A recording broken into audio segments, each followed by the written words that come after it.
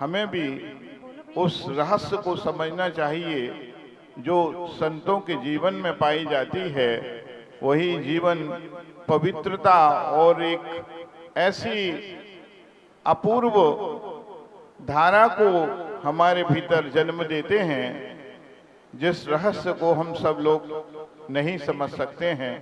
इसी मनोभावना के साथ मैं विराम चाहूँगा। ओम नमः सिद्धेभ्यः।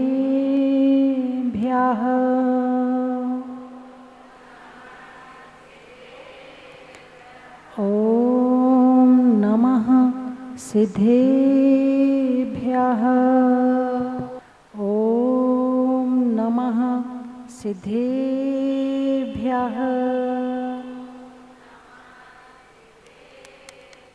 तीनी भुवन में सार वीतराग विज्ञानता। शिव स्वरूप शिविकार नमः त्रियोगी समारिके। बोले खजराट श्री आदिनाथ भगवान की। सोनागिर के चंदा प्रभु भगवान की। भूगर्भ से प्रकटित अतिशयकारी जहाज मंदिर में विराजमान श्री मुनि सुब्रतनाथ भगवान की। केशवराय पाटन के मुनि सुब्रतनाथ भगवान की। चिंतामणि श्री पार्शनाथ भगवान की। विश्ववंदिनी श्री महावीर भगवान की। जिनवाणी माता की। परम पूजाचा गुरुदेव श्री सन्मति सागर जी महाराज की। परम पूजाचा गुरुदेव श्री ज्ञान सागर जी महाराज की। बोले आचार्य श्री गे सागर जी महाराज की।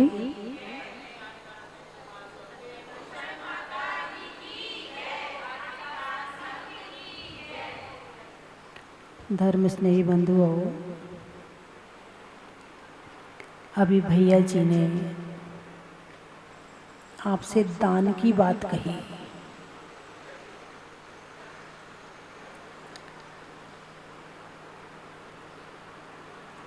वस्तु दान में दी जाती है। जैन शास्त्रों में दान 4 प्रकार के बताए हैं। औषध शास्त्र अभय आहारा। औषध दान, शास्त्र दान, अभय दान और आहार दान। दान के 4 भेद बताए हैं। दान क्यों दिया जाता है? स्व और पर के उपकार की भावना से दान दिया जाता है। मेरा भी भला हो, दूसरों का भी भला हो, इसलिए दिया जाता है। क्या क्या दिया जाता है? औषध दी जाती है, ज्ञान दिया जाता है, अभय यानी जीव रक्षा। अभय यानी जीव रक्षा की भावना, जीव रक्षा करना। और आहार, आहार दान देना। ये 4 दान श्रावक के लिए प्रतिदिन करने योग्य है।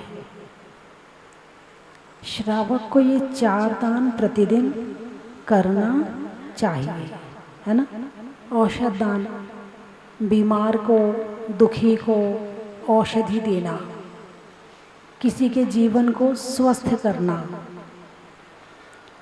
और यदि आप किसी के पैर में तेल लगा रहे हैं, किसी के पैर में दर्द है और आपने उसे तेल लगा दिया, तो क्या किया आपने?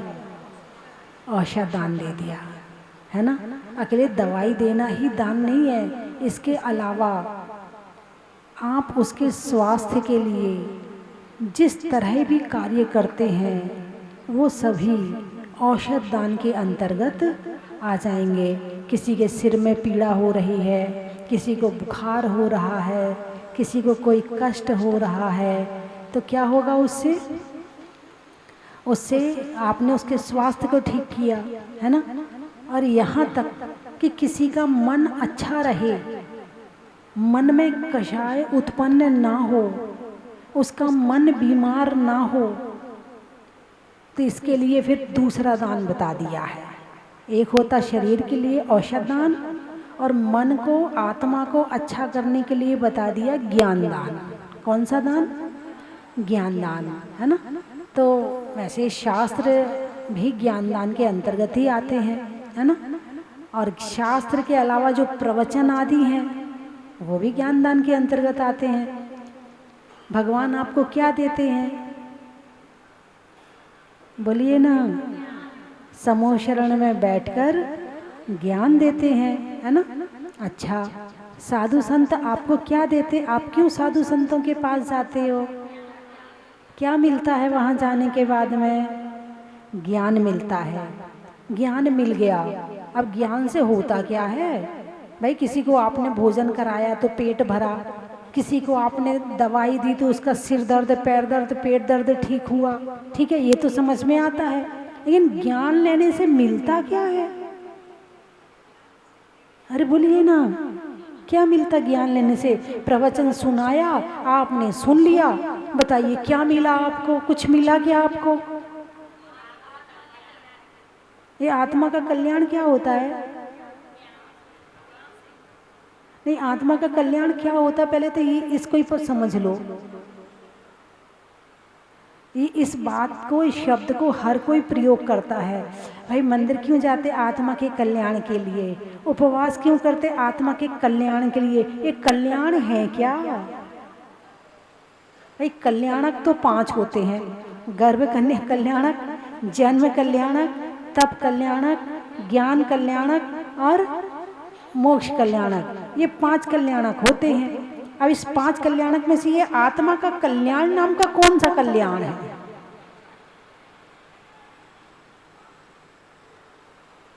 जो ज्ञान लेता है उसके 5 कल्याणक भी हो सकते हैं, और 5 नहीं होंगे तो मोक्ष तो कभी ना कभी मिलेगा ही मिलेगा। तो ज्ञान से क्या मिलता है? मैंने एक बार आपको बताया था कि एक बार नहीं, कई बार ये प्रैक्टिकल किया है। मैं एक जगह थी तो वहाँ पर प्रतिदिन शाम को भी प्रवचन होते थे। झालावाड़ की बात है। तो शाम को एक दिन एक महिला समय से आधा घंटा पहले आ गई और श्रीफल लेके आई। गर्मी के दिन था, श्रीफल लेके आई। मैंने कहा हूँ। बोले माता जी बस कुछ कहना है आपसे। भाई क्या कहना है आप? तो बोले जब मैं आप आई थी तब मुझे इतना डिप्रेशन था कि मैं 3 महीने से कमरे से बाहर नहीं निकली थी। मैं मंदिर भी नहीं जाती थी, पूरे दिन कमरे में पड़ी रहती थी। फिर किसी ने बताया कि माता जी आई हैं। फिर एक दिन मन हुआ चलते हैं, थोड़ी सी हिम्मत करके बाहर निकली तो देखा जब आप यहाँ पर प्रवचन कर रही थी, जब मैं आई तो मुझे एक वाइब्रेशन आई, एक अंदर में एक अलग ही फीलिंग आई। उससे मुझे बड़ा रिलीफ मिला, उससे मुझे बड़ा आराम मिला। उस दिन बड़ा आराम रहा। दूसरे दिन अपने आप तैयार होके आ गई। फिर मैं सुबह भी प्रवचन में आने लगी, शाम को भी आने लगी।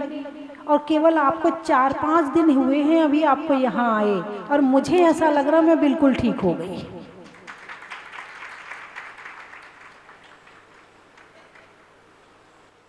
यानी डिप्रेशन की यदि कोई दवाई है तो वो है ज्ञान। क्या है? ज्ञान ही डिप्रेशन की दवाई है। बाकी तुम दवाइयाँ कितनी खाते रहो, डॉक्टर क्या करेगा? नींद की दवाई दे देगा, सो जाओगे। सोने से क्या होगा? दिमाग को आराम मिल जाएगा। आपको लगेगा डॉक्टर ने ठीक कर दिया। डॉक्टर ने ठीक नहीं किया, उसने तुम्हें आराम दे दिया। जो तुम्हें डिप्रेशन में नींद नहीं आ रही थी, तुम्हारे ज़्यादा विचार चल रहे थे, ज़्यादा तुम परेशान हो रहे थे, उसने नींद की दवाई दे दी और थोड़ी सी दिमाग में ताकत की दवाई दे दी, जो नसों में ताकत आ जाए उसकी दवाई दे दी। बस उससे तुम्हें लगा तुम ठीक हो गए। तुम ठीक नहीं हुए, तुम्हें आराम मिला, तुम इसलिए ठीक हुए हो। और लेकिन उसकी जो वास्तविक दवाई है वो तो ज्ञान ही है। और जो प्रतिदिन स्वाध्याय, ज्ञान आदि की दवाई का सेवन प्रतिदिन करता है उसे डिप्रेशन की बीमारी होती नहीं है। ये ओवर थिंकिंग, डिप्रेशन, टेंशन, दिमाग से संबंधित जितनी बीमारियां हैं, यदि ठीक करना चाहते हो तो उसके लिए सामूहिक स्वाध्याय करो। कैसा स्वाध्याय? सामूहिक। अब सामूहिक स्वाध्याय में चलो प्रवचन में बैठे, समूह में बैठ गए, अच्छा लग रहा है। अब माता जी चली गई, अब माता जी जब चली जाएंगी तो अब कौन प्रवचन सुनाएगा? तो क्या करें? तो आप महिलाएं, पुरुष सब इकट्ठे बैठ जाओ और अपने एक साथ एक जने पढ़ लो और सारे जने सुनो और आपस में चर्चा करो। इससे भी आपको बहुत आराम मिलेगा। मंदिर आना भी हो जाएगा, स्वाध्याय भी हो जाएगा, धर्म चर्चा भी हो जाएगी।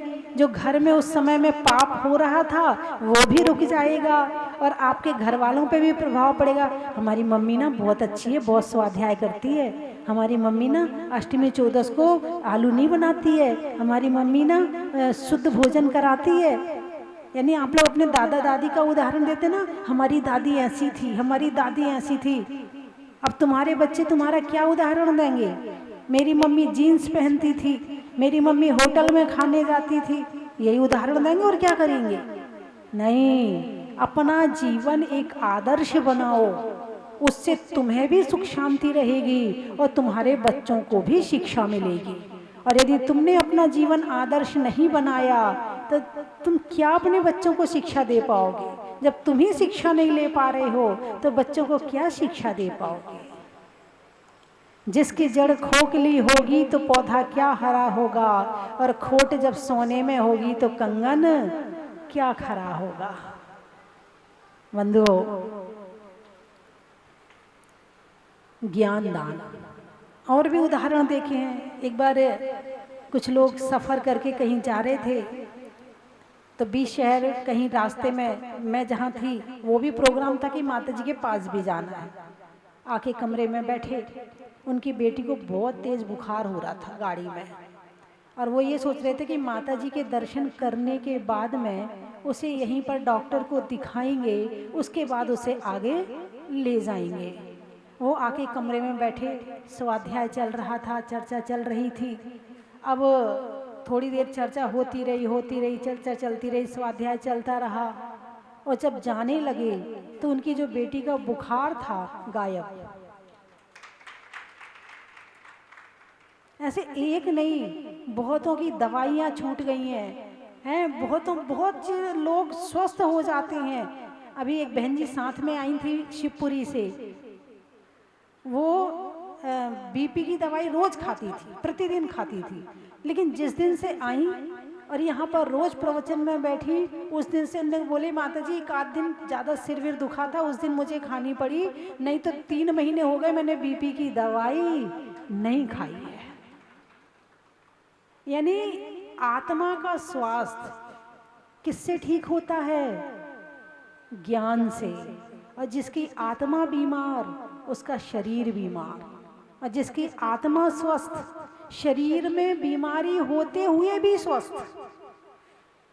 शरीर की बीमारी अलग चीज है, आत्मा की बीमारी अलग चीज है। अब कर्म के उदय में शरीर में बीमारी तो आ गई, लेकिन आत्मा स्वस्थ है ना तो वो बीमारी महसूस नहीं करेगा। और जो ज्ञान में नहीं लगा है वो दिन भर शरीर में पड़ा रहेगा, मेरा घुटना दुख रहा, मेरी कमर दुख रही, मेरा ये दुख रहा, मेरा वो दुख रहा, और लग जाओ स्वाध्याय में पता ही नहीं चलेगा कुछ दुख भी रहा है। अभी इतने लोग बैठे हैं, किसी के पास कोई दर्द नहीं हो, ऐसा नहीं हो सकता। सबके पास कोई ना कोई चिंता होगी, सबके पास कोई ना कोई शरीर का दर्द होगा, कुछ ना कुछ सबके पास में होगा। लेकिन अभी हो रहा है क्या? अभी टेंशन हो रही है क्या? अरे बोलिए ना, नहीं हो रही। क्यों नहीं हो रही है? अभी क्या कर रहे हो आप? अभी आप ज्ञान का अमृत पी रहे हो। क्या पी रहे हो? ज्ञान का अमृत पी रहे हो। और अमर होने के लिए ज्ञान का अमृत ही पिया जाता है। किसी व्यक्ति को आपने दवाई दी, औषध दान दिया, ठीक है। अब ऐसा है कि उसको जीवन में कभी बीमारी नहीं होगी, ऐसा संभव है? अरे बोलिए ना, नहीं संभव है भाई। अभी ठीक कर दिया फिर बीमारी हो जाएगी, है ना। किसी को आपने भोजन कराया, आहार दान दिया, कितनी देर चला वो? एक दिन, दूसरे दिन फिर चाहिए। सुबह दिया, शाम को फिर चाहिए। साधु संत हैं तो एक दिन आज दिया, कल फिर आवश्यकता पड़ेगी, है ना। वो हमेशा के लिए चलने वाला नहीं है ना। अब किसी जीव की आपने रक्षा करी, और रक्षा तो करना ही चाहिए। यदि भगवान महावीर ने ये दान बताए हैं तो करना ही चाहिए। लेकिन सबसे बड़ा दान कौन सा है, मैं ये बताना चाहती हूँ। सबसे बड़ा दान है ज्ञान दान। कौन सा दान? ज्ञान दान। यदि ज्ञान दान दे दिया तो उसकी आत्मा तृप्त हो जाती है, शरीर ठीक होगा, मन को अच्छा लगेगा। भोजन बढ़िया मिल गया, मन को अच्छा लगा, लेकिन ज्ञान मिल गया तो आत्मा को अच्छा लगा। यदि सबसे बड़ा दान कोई दान है, बोलिए ना, ज्ञान दान है। इसमें शरीर भी स्वस्थ, इसमें आत्मा भी स्वस्थ, इसमें अभयदान भी होगा। क्योंकि जब आप ज्ञान प्राप्त कर रहे हैं, जब आप ज्ञान में जी रहे हैं, तो ज्ञानी व्यक्ति किसी जीव की हिंसा करने वाला नहीं है, किसी जीव की हत्या करने वाला नहीं है, किसी जीव को मारने वाला नहीं है। कौन? जिसके पास में ज्ञान है। ज्ञानी जीव औषध दान अपने आप कर रहा है, ज्ञान दान अपने आप हो रहा है। अब आप कहोगे अच्छा भगवान को देखो, आप भगवान की तरफ देखिए ना, भगवान क्या दे रहे हैं? दे रहे हैं? वो तो बोल ही नहीं रहे, फिर कैसे दे रहे हैं? मैं तो फिर भी बोल के दे रही हूँ आपको। भगवान बोल रहे, कुछ लोग तो मंदिर इसीलिए नहीं आते, भगवान तो बोलते नहीं है, वहाँ हम क्या करें भगवान के पास जाके? अरे बोलिए ना, इसलिए मंदिर नहीं आते कुछ लोग। लेकिन बॉडी लैंग्वेज, क्या बॉडी लैंग्वेज आती कि नहीं आती आपको? मैंने भी एक दिन बताया था ना, आपका छोटा सा बच्चा होता है, जब रोता है तो आप समझ जाती है किस लिए रो रहा है। इसको, इसका 1 नंबर है कि इसका 2 नंबर है, कि इसको भूख लगी है, कि इसके दर्द हो रहा है। माँ बड़ी जल्दी समझ जाती है। बच्चा बोल रहा है क्या? नहीं बोल रहा। क्या है? Body language. बच्चे के चेहरे के देख के समझ जाते हैं इसको गुस्सा आ रहा है, बच्चे के चेहरे को देख के समझ जाते हैं इसको क्या चाहिए है। अरे बोलिए ना, बॉडी लैंग्वेज है ना। तो जो बोलते नहीं हैं, क्या वो शिक्षा नहीं देते? चित्र शिक्षा देते हैं। और चित्र में तो इतनी ताकत है कि तुम्हारे चारित्र को बदल दें। चित्र में, प्रतिमा तो अभी बात दूर की है, चित्र में इतनी ताकत है। घरों में चित्र लगाए जाते हैं, है ना। तो चित्र क्यों लगाए जाते हैं? ताकि हमारे मन के विचार बदलें। किसके घर में कैसे चित्र होते हैं? जिसको क्रिकेट से प्रेम होता है, अरे बोलिए ना, उसके घर में कौन से चित्र मिलेंगे? जो क्रिकेटर के। जिसको हीरो हीरोइन से प्रेम होता है, उनके घर में वो वाले चित्र मिलेंगे। जिसको राजनीति से प्रेम होता है, उसके घर में नेता के चित्र मिलेंगे। और जिसको आत्मा और परमात्मा से प्रेम होता है, उसके घर में भगवान और संतों के चित्र मिलेंगे। और भी कुछ लोग शो करते हैं, शो केवल दिखावा करते हैं, प्रेम नहीं है, मगर एक अच्छा लगे, कमरा थोड़ा ठीक ठाक लगे तो कहीं घोड़े का चित्र लगा लेंगे, कहीं हाथी का लगा लेंगे, कहीं झरने का लगा लेंगे, कहीं पहाड़ का लगा लेंगे। मतलब नहीं है चित्र से, शिक्षा नहीं लेनी है। चित्र शिक्षा दे रहे हैं। यदि शिक्षाप्रद चित्र लगाते हो तो भगवान के और अपने घर में साधु संत के चित्र अवश्य लगाना। लेकिन आजकल फैशन चल गई है, एक तो बहुत बढ़िया मकान बनाते हैं, उसमें बढ़िया से ड्राइंग रूम बनाते हैं, है ना। और उस ड्राइंग रूम में कहीं कुत्ते की फोटो लगाएंगे, कहीं घोड़े की फोटो लगाएंगे, हाँ इन्हीं की फोटो मिलेगी। कहीं वो नहाती हुई स्त्री की फोटो लगाएंगे, कहीं वो गांव का सीन लगाएंगे, ऐसी फोटो लगाएंगे। अरे उस कमरे में बहुत सुंदर जितना पैसा तुमने मकान में लगवाया है, थोड़ा सा पैसा भगवान का या संतों का बढ़िया फोटो बनवाइए और वो बाहर वाले कमरे में लगवाइए, ताकि कोई भी आए तो, क्योंकि तुम्हारे घर में कौन सा चित्र लगा है इससे तुम्हारे विचारों का पता चलता है। तुम्हारे विचारों को पढ़ने के लिए तुमसे बातचीत करने की ज़रूरत नहीं है, तुम्हें देखने की भी ज़रूरत नहीं है। तुम्हारे घर के बाहर वाले कमरे में कौन सा चित्र लगा है उससे तुम्हारे चरित्र का पता चल जाता है। और आप के घर में छोटा बच्चा है ना, अब आपने सारी फोटो उठाई भगवान की और संतों की, और वो सीढ़ी के नीचे एक मंदिर सा बनाते हो। कहाँ बनाते हो? अरे बोलिए ना। सीढ़ी के नीचे जो जगह पड़ी होती ना, फालतू जगह है, अब वहाँ कुछ काम तो हो नहीं सकता है, वहाँ सोने का कमरा नहीं बन सकता, वहाँ ड्राइंग रूम नहीं बन सकता है, वो फालतू जगह है। तो सबसे फालतू जगह में क्या बनाते हो? जो सुख देने वाली जगह है उसको तो तुमने सीढ़ी के नीचे डाल दिया, और जो दुख देने वाली जगह है उसको तुमने शो पीस बना के लगा दिया। और जितनी फोटो हैं वो सारी उठाई, कमरे में भरी और ताला लगा दिया। अब कोई फोटो देता, नहीं नहीं हमारे घर में बहुत है, नहीं नहीं नहीं चाहिए हमें। कोई जिनवाणी दे रहा, नहीं बहुत पड़ी हमारे घर में, हम ही मंदिर में ले जाके रख देते हैं। तुम क्वालिटी की कीमत नहीं जानते हो कि इनके चित्र की क्या क्वालिटी है, भगवान की प्रतिमा की क्या क्वालिटी है, भगवान की प्रतिमा से क्या शिक्षा लेना है। जो ध्यान नहीं करता है वो दुनिया में किसी भी चीज़ की कीमत नहीं जानता है। वो तो केवल साड़ी की कीमत जानेगा, ये कितने तक की साड़ी है, ये हार कितने तक का है, ये चूड़ी कितने तक की है, इसने ये कूलर मंगवाया तो ये कितने तक का है, इसने ये मकान बनवाया तो ये कितने, बस इसी की कीमत जानते रहोगे और इसी में उलझ के चले जाओगे। और अपनी जो वास्तव में कीमत जिसकी जाननी चाहिए थी उसकी कीमत नहीं जानोगे। और उसकी कीमत आती है ध्यान से। जब तक इंसान ध्यान की गहराई में नहीं उतरता है तब तक वो वास्तविकता की कीमत नहीं जानता है, केवल वो बाहर ही बाहर घूमता रहता है। भगवान के समूह शरण में दो तरह के जीव जाते हैं, एक जाते हैं मिथ्या दृष्टि और एक जाते हैं सम्यक दृष्टि। सम्यक दृष्टि तो बाहर ही बाहर पहली पृथ्वी, दूसरी पृथ्वी, तीसरी, चौथी तक, पांचवी तक, छठी तक घूम के आ जाता है।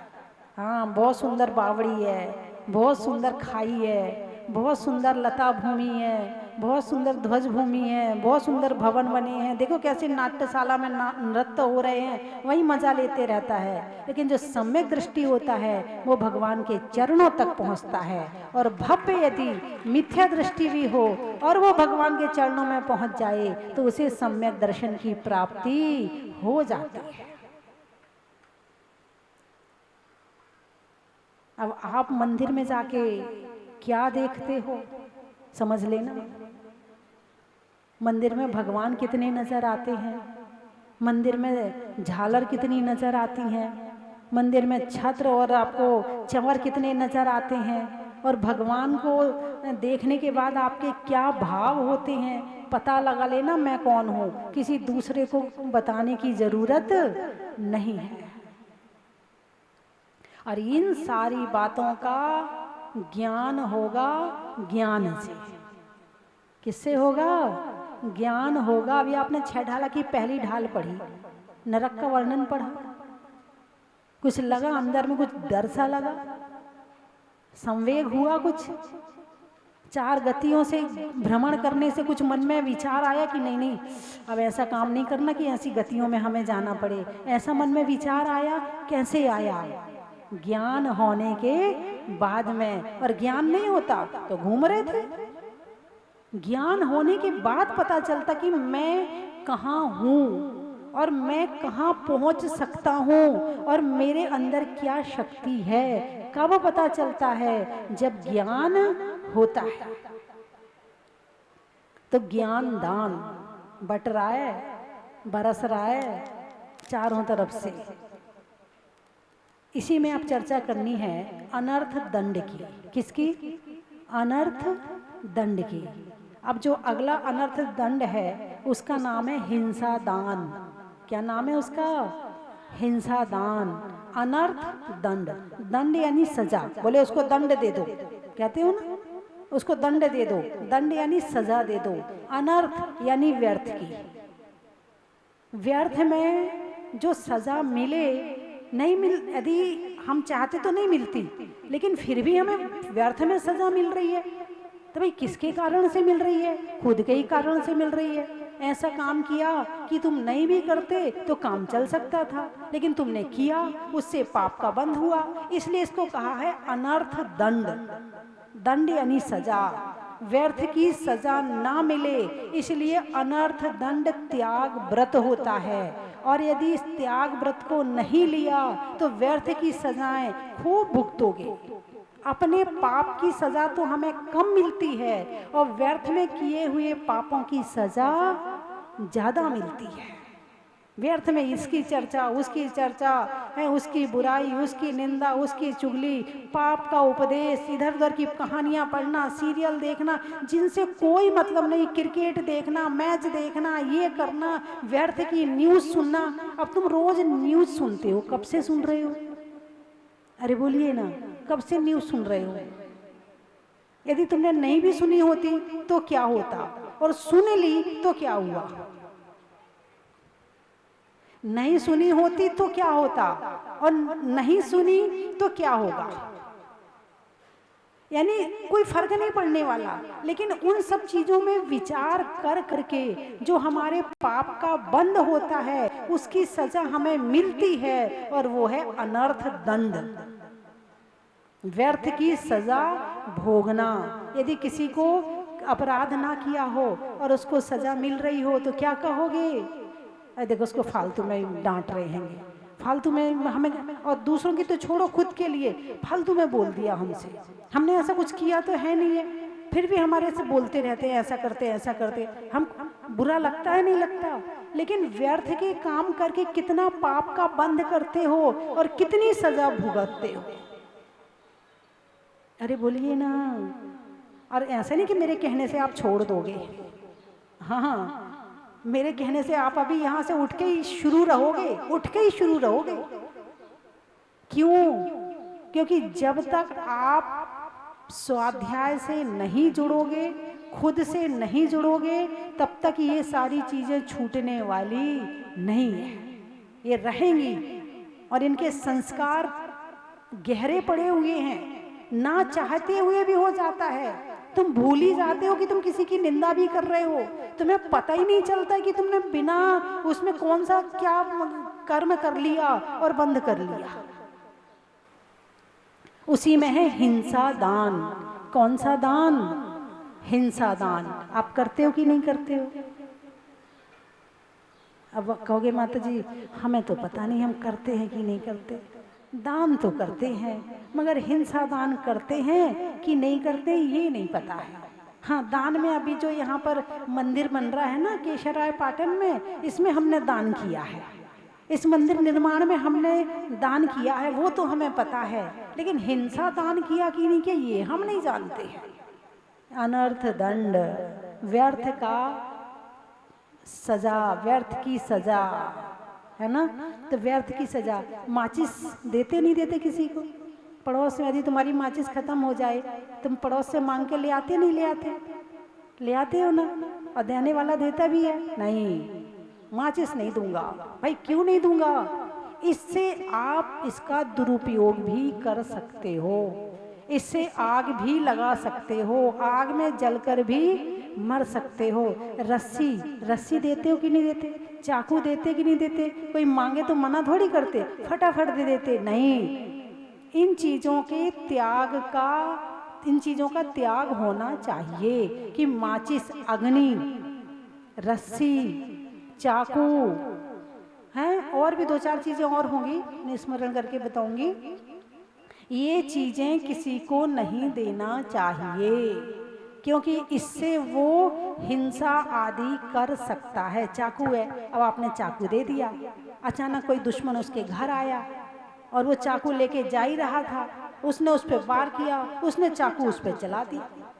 अब किसकी चाकू थी? तुम्हारी। मर कौन गया? सामने वाला। पाप किसको लगेगा? तुम्हें लगेगा। उसको तो लगेगा ही लगेगा, उसने जो किया है तुम्हें भी लगेगा, जबकि तुमने किसी को मारा नहीं है। इसीलिए हिंसा दान को अनर्थ दंड में लिया है। रस्सी से कोई फांसी लगा सकता है, इसीलिए रस्सी आदि देने को भी अनर्थ दंड कहा है, हिंसा दान कहा है। तो बंधुओं, भगवान महावीर हमें कैसे छोटे छोटे पापों से भी बचा रहे, बड़े से तो बचा ही रहे हैं, मगर छोटे छोटे पापों से भी कैसे बचा रहे हैं। और बच जाओ तो तुम्हारा भला, और ना बचो देख लो। हाँ, वो हमें मिला तो सब कुछ है, ज्ञान तो बरस रहा है, अब तुम ले रहे कि नहीं ले रहे ये तुम्हारे हाथ में है। दीपक की भांति जलता है कोई कोई, वृक्षों की भांति फलता है कोई कोई। आदर्शों की बात तो सब लोग किया करते हैं, पर आदर्शों के मार्ग पर चलता है कोई कोई। आदर्शों के मार्ग पर चलता है कोई कोई। जो चल रहे हैं उनके साथ ही लग जाओ तो भी बहुत कुछ हो जाएगा, है ना। चलिए, मैं 3 चीजें बोलूंगी, आपको कहना बड़ा ही महत्व है। राजस्थान में पत्थर की खान का, रहने में मकान का, और नहीं करने में हिंसा दान का। शरीर में कान का, व्यापारी में दुकान का, और देने में अच्छे दान का। धनुष में बाण का, नहीं होने में त्राण का, और केशवराय पाटन के मंदिर के निर्माण का। अनाज में दाने का, इनाम में पाने का, और मंदिर में एक एक ईंट लगाने का। कहाँ से आए? आगरा। जीवन में जरा का, रहने के लिए धरा का, और आने वालों में आगरा का। सावन की घटा का, रसोई में पटा का, और आने वालों में कोटा का। सोचने के लिए मन का, आत्मा को रहने के लिए तन का, और आने वालों में पाटन का। और कहाँ से आए? बूंदी। पक्ष में सुधी का, मंदिर में वेदी का, और आने वालों में बूंदी का।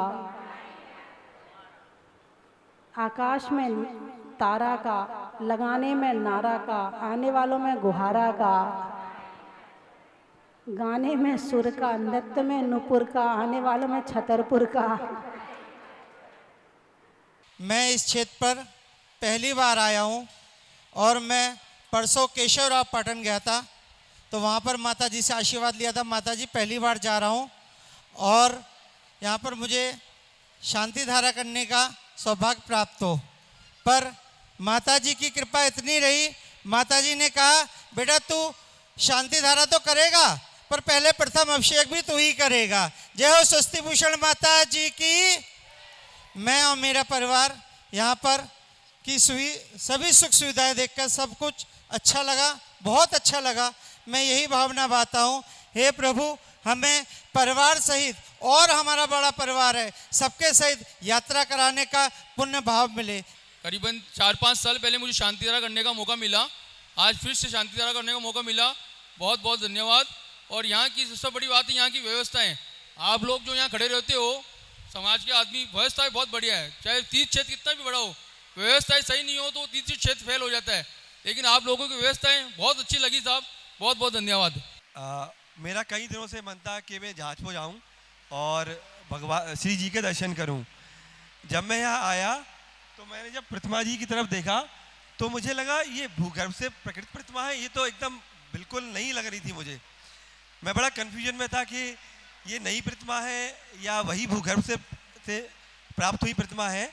फिर आज सुबह जब मैं अभिषेक करने आया तो मैंने इस किताब में सारी कहानी विस्तार से पढ़ी, तब मैं भी बड़ा आश्चर्यचकित हो गया कि भूगर्भ से निकली ये प्रतिमा इतनी सुंदर, इतनी भव्य है कि किसी का भी मन मोह सकती है। तो मैं बहुत सौभाग्यशाली हूँ कि मुझे आज अभिषेक करने का, शांति यात्रा करने का सौभाग्य मिला सपरिवार। और मैं सभी लोगों से निवेदन करूंगा कि एक बार अवश्य यहाँ आए और श्री जी के दर्शन करें।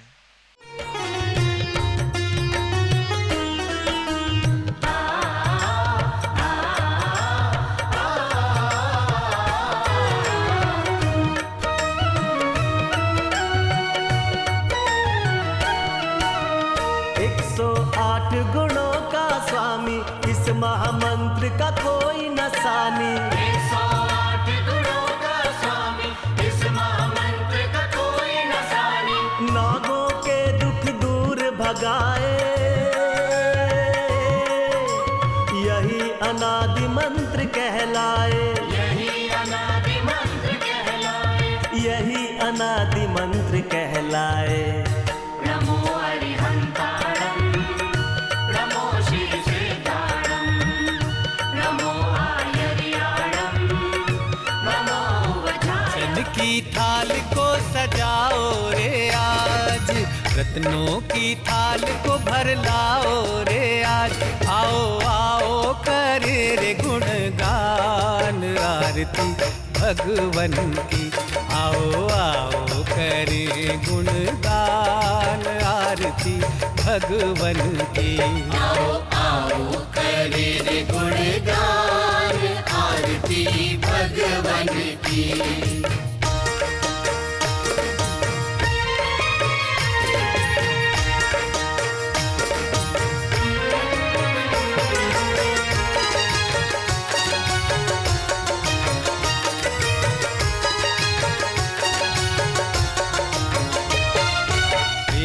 सुमित्र के राज दुलारे, माँ पद्मा जी के नैनों के तारे। पिता